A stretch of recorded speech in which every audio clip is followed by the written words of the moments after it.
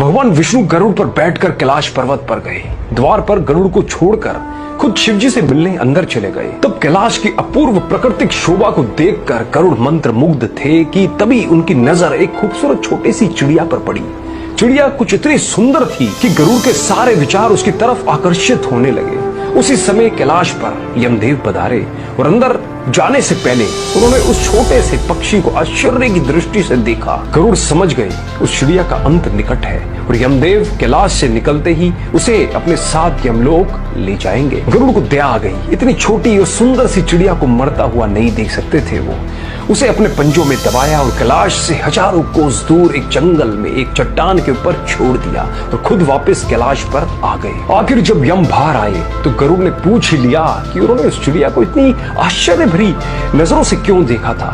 यमदेव बोले, गरुड़, जब मैंने उस चिड़िया को देखा तो मुझे ज्ञात हुआ कि वो चिड़िया कुछ ही पल बाद यहाँ से हजारों कोस दूर एक नाग द्वारा खा ली जाएगी। मैं सोच रहा था कि वो इतनी जल्दी इतनी दूर कैसे जाएगी, पर अब जब वो यहाँ नहीं है तो निश्चित ही वो मर चुकी है। गरुड़ समझ गए मृत्यु टाले नहीं टलती, चाहे कितनी भी चतुराई की जाए।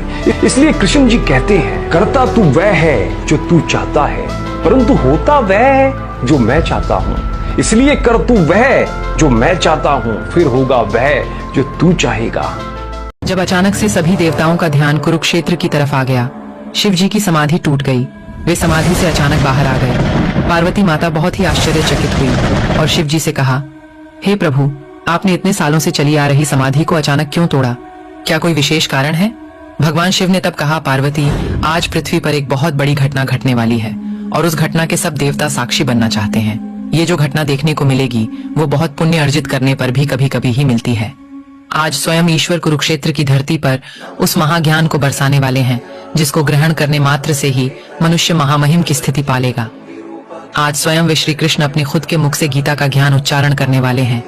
इसलिए सभी देवी देवता वहां उस ज्ञान को सुनने के लिए उत्साहित हैं। पूरे ब्रह्मांड में हलचल हो रही है। सूर्य भी स्तब्ध होकर आज इस ज्ञान को ग्रहण करेगा। हे देवी, आज जो मानव इतिहास में होने वाला है वह शायद ही कभी आगे होगा, जहां स्वयं परमात्मा गीता का उपदेश दें। मानव के परम कल्याण के लिए आज धरती पर एक ऐसा अस्त्र जा रहा है जो युगों युगों तक पढ़ने योग्य है। इसलिए सभी देवी देवता उत्साहित हैं।